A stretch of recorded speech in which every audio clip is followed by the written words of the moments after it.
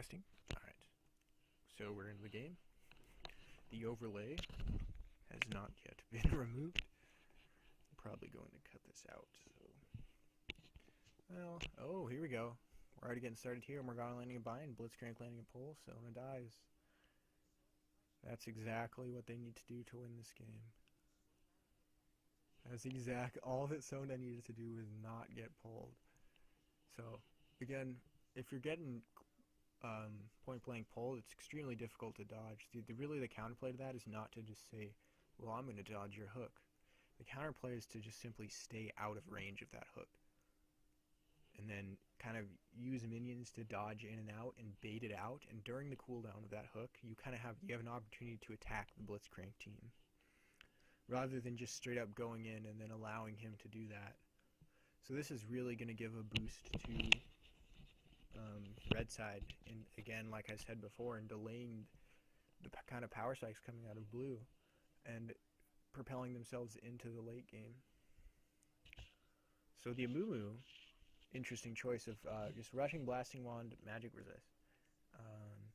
No potions.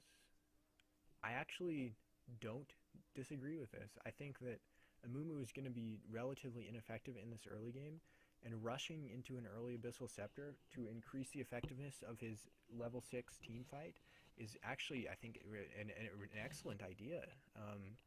So good kind of theory crafting by the Amumu there. Very nice. I like the triple Dorns from Jinx. Knowing that Sona heals are going to be something to deal with, so she's going to try and get that early sustain coming in to keep up with the poke and the heals coming out from blue side. Blitzcrank, first item, Lucidity Boots. Actually, that's kind of interesting because he's banking on being faster and closing the gap to make easier pulls. So I think it's an early game gimmick that if it works like that there, that can be very effective. Knowing that they had the Morgana Black Shield, I personally would not have gone for that start. But I guess he's got faith in the fact that he can land pulls and the fact that Morgana maybe not quite quick enough at this stage to get those Black Shields onto the right target. Just because of lack of communication and maybe lack of voice comms could potentially cause that.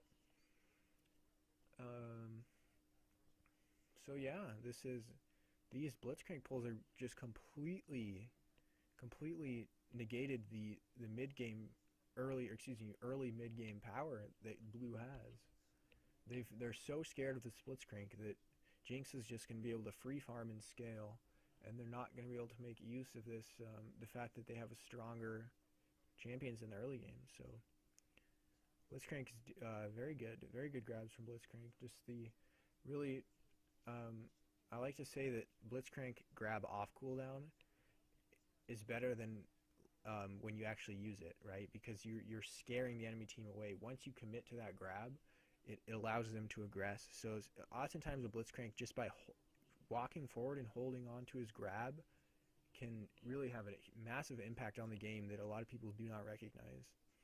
So there's the flash ult from Amumu getting 2 kills, 5-0. Oh, excuse me, they didn't actually get any kills. He picked those up earlier, but yeah, that's the threat.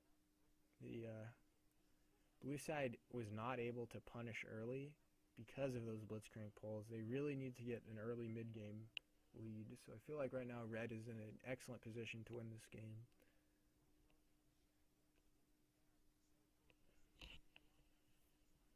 Yep, there you go. That's what I see. What happened there is what I would have expected to happen right at the start of the game. Before 6 kills were given, I feel like maybe these players not respecting the Blitzcrank enough. Blitzcrank is manageable, but you gotta respect it. You really have to respect the Blitzcrank. You have to always be watching the Blitzcrank and waiting for those pulls and being ready to dodge or move out of range. Dancing in and out of the range of the Blitzcrank pull, while spamming laugh or taunt, actually, can be a very effective way of kind of neutralizing the Blitzcrank. If he's popping those pulls on targets and missing, he's going to run out of mana very quickly, and all of his pressure is going to disappear. So really, with the Blitzcrank, his first 4 or 5 pulls are really going to change the course of the game and decide whether he's just going to be sitting there without mana and be relatively ineffective, or if he's actually going to carry his team. So there's the early Abyssal Scepter from Amumu. Extremely strong. It's going to be so good for their team. Blitzcrank Ultimate. He is building AD, which I disagree with personally. I really like AP Blitzcrank just because the instant cast Ultimate is extremely powerful.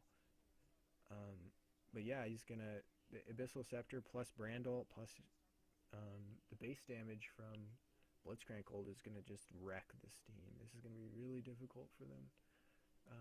The Malphite supposed counterpick for the Jinx is still in effect. If Malphite can ult the Jinx, he can kind of negate that, but I personally feel like the damage from Brand and Amumu is going to be too strong to even matter.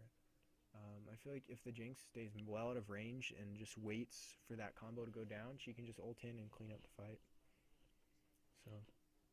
So far Jinx is doing a good job of positioning. She's already got that BF sword. Building another longsword. It looks like she wants to go for,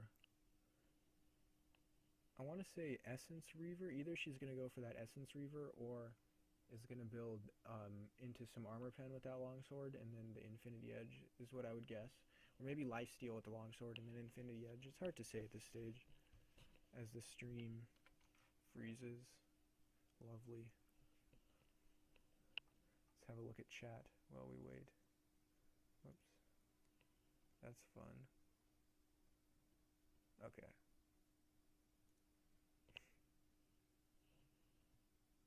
Getting back in to the game. Alright, here we go. Oh wow, LeBlanc picking up 3 kills while we were frozen there. I think she picked up 1 before. But she's still sitting on that triple Dorns. Right now I would like to see LeBlanc and Malphite suicide into, right now, they should have gone right then. Malphite ult was up, LeBlanc ult was up. As soon as that binding lands, they should have pounced that Brand. That's the only way they're gonna win this game is just by eliminating the team fight strength by picking off one person. So because they'll just allow there's no coordinate. If they had done that 10 seconds earlier, before they all got chunked out, it would have been much better. There's no follow-up for that Malphite ult. Malphite knocks up 4 people, but it doesn't matter. Right? It's because there's no follow-up. CC doesn't take effect unless you have follow-up damage. So here we're frozen on an excellent pull on this LeBlanc. That's too good. I'm actually not sure if this pull lands, to be honest. But right now, let's talk about Sona, because I feel like a lot of people don't really understand the role that Sona should play in a team. Right now, Sona with the needlessly large rod is going to be doing a decent amount of damage, but the thing is, her AP scaling is really not that strong. And because she's so squishy, when she goes in to get poke, it's easy to pick her off. Very easy to pick her off. I feel like Sona is better used as kind of utilizing the base damage from Power Chord and then just only getting a Sheen. If you only have Sheen and Power Chord, you can still deal 400 or 500 damage bursts in the mid game with Q. And then you can pick up a Locket. You can pick up, I actually think Athene's is very good on Sona. You can pick up a Locket and Athene's, have a large amount of magic resist and a decent amount of HP. I also think Rod of Ages is decent on Sona. If you can start with a Catalyst, I think that's quite good. If you can have Rod of Ages, Athene's, Locket, that's an extremely powerful combination to have. You're going to have lots of HP, lots of magic resist, and lots of cooldown reduction as well. And then, honestly, I think that with the Sheen, you can go into Lichbane like Hourglass, which is extremely powerful, or you can go into more of like a focused tank role where you're going to get the either a Trinity Force and Randuin's, or you want to get the I'm forgetting what it's called, the Frozen Fist, you know what I'm talking about. You can get that and provide a lot of AoE slows, and that can really help your team, and that will also maximize you on the cooldown reduction, which is really powerful. So lots of build options for Sona that I feel like get very close. They actually get very close to, just with only Sheen, instead of that needlessly large rod would probably provide almost equal damage, if not more, at this stage. But then she can build tanky and she can get that lockup for her team and really be effective as a support, providing the shields and then like sort of backup damage rather than trying to be a main damage dealer and then not dying and not being able to heal the team. Because the strength of Sona is that your team can engage, pick up one kill, and then back out, despite taking a bunch of damage, and then heal up, right? So you can take these little incremental advantages. Whereas a lot of comps, if you go in, you get one kill, but all your teammates are chunked, and then everyone on their team is full HP, then they come back with full HP and you're half. So you went up one kill, but you lost half HP, and then you lose a team fight and get aced, right? So and Sona prevents that from ever happening. So that's real. The strength of Sona is in staying alive. That's a very good initiation, very good coordination. But again, they did it after LeBlanc died. I feel like they shouldn't be counter-engaging. I feel like they should really be forcing the engage and getting the burst off and the CC off before that they can really get crushed down like that. But there is some coordination coming in there. You can see that they know what they're doing with their team comp. They just had a little bit of struggles early with not respecting the Blitzcrank enough. But yeah, again with this Sona, the fact that she did go Hourglass is okay. But soaking damage with Sona is very effective because every heal that you use gives you shield and health as well as an ally. So if you can get like HP and cooldown reduction with infinite mana from Athene's, Sona can tank absurd amounts of damage, and then also deal with only Sheen. Sona deals a lot of damage. It's very effective. So I feel like Hourglass is kind of the in between, where she's saying I don't want to be full AP, but I don't really want to be like full support either, and I kind of It's okay, but the issue is here. If she's stunned by a Mumu, that Hourglass isn't going to help her. So, see right there, she didn't even use it. See, and that's the danger with Hourglasses. It can be very effective, but it can also be completely useless. I feel like the locket there, to give her whole team the extra 20 magic resist and counteract that Abyssal from Mumu would really have helped them out a lot. So again, I get upset by full damage Sonas just because it's so risky. You really need to stay alive to help your team out with the heals on the Sona. So that's my opinion. I think Sona's best with, like I said, Locket, Athene's, and Sheen. If you get only those three items, you're good to go after that. At that point, once that's done, you can just get Hourglass for a little bit of armor, and then really after that you build whatever you want. You can build Trinity Force Blade if you really want to, if you so choose. I wouldn't say that's the best build, but I think Trinity Force Sona is actually strong if she's tanky, because the sustained burst is really strong. By sustained burst, I mean like every 2 seconds or 3 seconds she's going to deal 300-400 damage over and over and over again, and then be almost impossible to kill because of the healing. Spirit Visage is also very strong on Sona. If you have another player on your team to get the locket, if you can Spirit Visage tank with Sona, with Lichbane Deathcap Spirit Visage with Athene's is in my opinion the only viable AP build, because the heal and plus Spirit Visage is going to be giving you so much sustain. You can tank massive amounts of damage, and you're going to be dealing big bursts.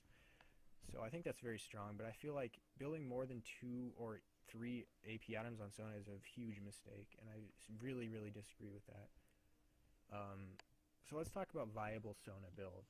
The first one I want to talk about is the Catalyst start, because a lot of people go tier first on Sona, which I think is quite strong. In the late game, it's going to be better. You're going to stack that tier up quicker, but the Catalyst early can turn you into a poking tank, which can be really annoying for the enemy team to deal with. I don't know, you can try it sometime and see what your opinion is, but if you have a team with a lot of wave clear where you know you're going to get into the late game, I feel like tier Rod of Ages on Sona is very powerful. Just as like those 2 core items, if you only have Rod of Ages and Seraph's Embrace, you're going to get about 300 HP or 300 AP. What am I saying? Just from those two items alone. And if you're picking up those two items plus Lichbane, you're gonna have about 2,300 HP, 300 AP, or about 350, 360 actually, plus the Lichbane burst, and you're gonna be very effective. And then after that, you can build the locket. You have the HP pool, so resistances, and you have the damage. You already have the damage. Resistances are going to be extremely effective. So you're gonna you have the boots. You have the three core AP items, and you have 2 slots to build resistances. And I feel like locket is the obvious choice. And then after that, you should either go Frozen Heart, because you can get the cooldown reduction. You don't need the mana regen from Athene's because Seraphs plus Rod of Ages gives so much mana, you don't need that item. So you can just skip that and then use the Frozen Heart Locket for cooldown reduction, and you can be this monstrous tank that's almost impossible to kill, that consistently deals 500-600 damage bursts every 2 or 3 seconds. So that's it. In my opinion, that's the strongest late game Sona build. If you want to talk about just a full support Sona, I would say that you just want to start Chalice and just mana pots, and just spam the heal, spam the heal, spam the heal, and then you're gonna want to rush into Locket before Athene's. Absolutely Locket before Athene's. And you want to grab the Athene's and the Locket as quickly as you possibly can. And then you're not taking CS at all. You're giving all of your CS to your team. And then once you have Athene's Locket, that's a lot of magic resistance. Huge amounts of magic resistance for your team. And then at that stage you can choose either, I would say Hourglass is a solid choice, because it allows you to ult the enemy team and get up in their face, and then have the stasis so that you can survive and back out and continue healing your team. And it's going to give you a little AP buffer for your heals and your pokes. So if you really think about it, Athene's Locket Hourglass as a full support Sona, that's really not that supporty. I mean, you can still dealing damage. That's a strong build. You can still be out there poking and doing things. Like, I wouldn't say that's a boring build in my opinion. I would say that build, I think that building tanky Sona is really fun because you can bait enemies into dealing damage to you, and it's just, you can heal up and you can kind of troll them with just how insignificant their damage becomes once you build up a little bit of tanky stats. So I would like to see guys kind of picking up more tanky Sona builds. That would be really good in my opinion. But anyway, back to the game after that long rant about Sona builds and items. We see the Spirit Visage coming out of a Mumu instead of Locket. So I really don't like that. You see Blitzcrank is building into Locket, I hope. But where's the regen or healing coming from on this Amumu? How much is that Spirit Visage regen actually doing for him? You know, if he had, I would say you can, okay, build the Spirit Visage, sure, but Locket's more important. If you have Spirit Visage and Locket, it actually gives you a fair amount of regen, good HP, lots of magic resist, and since there's no AD, once he gets the Spirit Visage Locket, he's freed up to build Death Cap, Void Staff, and get extremely aggressive. So, but again, I feel like even if, okay, Blitzcrank says I'm gonna build the Aegis, if you have enough for it at that very moment and you're already winning team fights, I think you just get it, because that gives you so much extra power to just push you over the edge so you can actually close this game. We're seeing from Brand, I like this Brand build, flat Magic Pen into Death Cap with almost 0 mana regen, so he's all about just burst, no sustain at all. I feel like a lot of people tunnel in on sustain in this game mode because you can't recall, right? But I mean, look at the amount of deaths in this game. We've been in this game 17 minutes, and the average deaths per player is about 5. So if you do the math there, you're dying every, 3.5, little over 3 minutes, right? So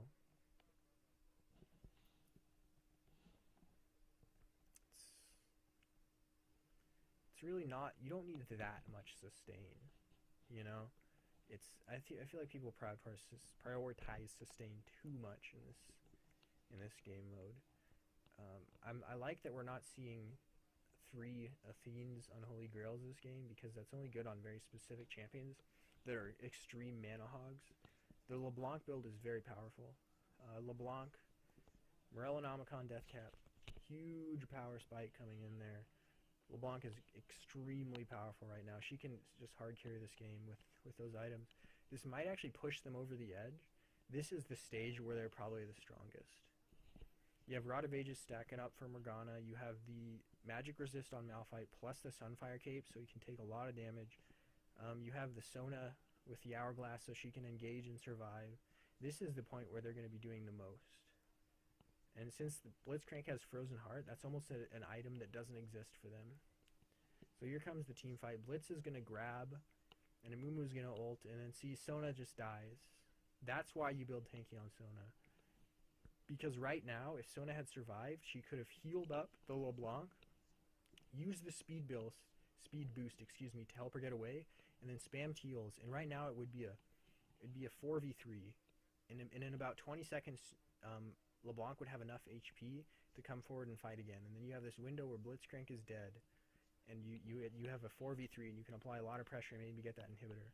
But because Sona did not build tanky, she just got blown up instantly, and it prevents really the strongest thing about Sona, which is the taking a fight and then healing up and then taking another fight before the enemy has time to recover and get their cooldowns back up. So the Sona did build the Rylai's, so she's got a little bit more tankiness coming in. So that's decent. She's getting the build's improved. I feel like getting the tankiness early would have really helped the team though. I feel like Locket is more important than the Rylai's. LeBlanc and Malphite don't have any trouble getting on anyone. You really don't need the slow from Sona there. So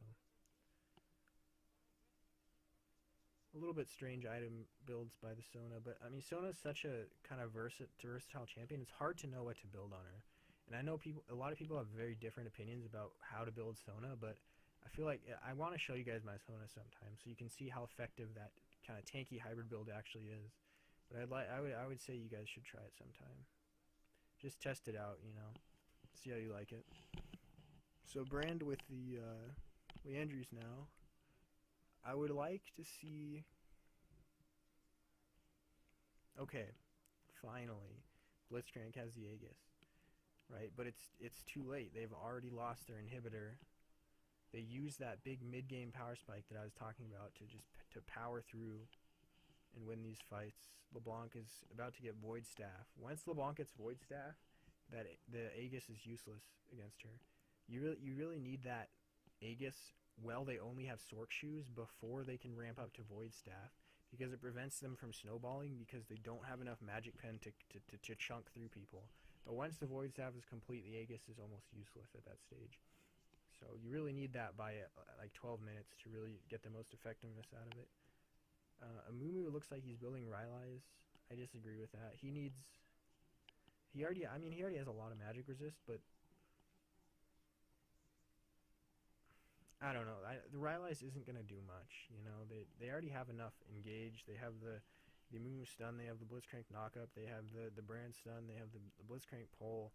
I feel like just a lot of flat HP would be better. Just massive amounts. Honestly, Righteous Glory might be good, just to allow the Jinx to safely get down damage and be able to kite around. Just the extra speed boost from there as the stream freezes again. That's amazing.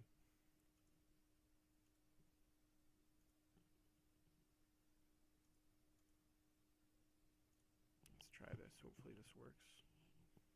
Hopefully I'm streaming. Okay.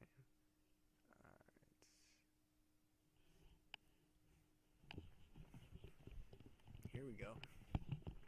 Let's see how this plays out. Yeah, blue side, just that power spike coming through. Blitzcrank and Amumu not tanky enough as an ad comes in. Oh, hello, Fisher Price. Let's make some money for our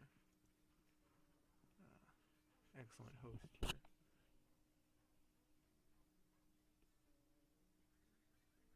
$15. I don't have a baby. Why are you showing me this ad?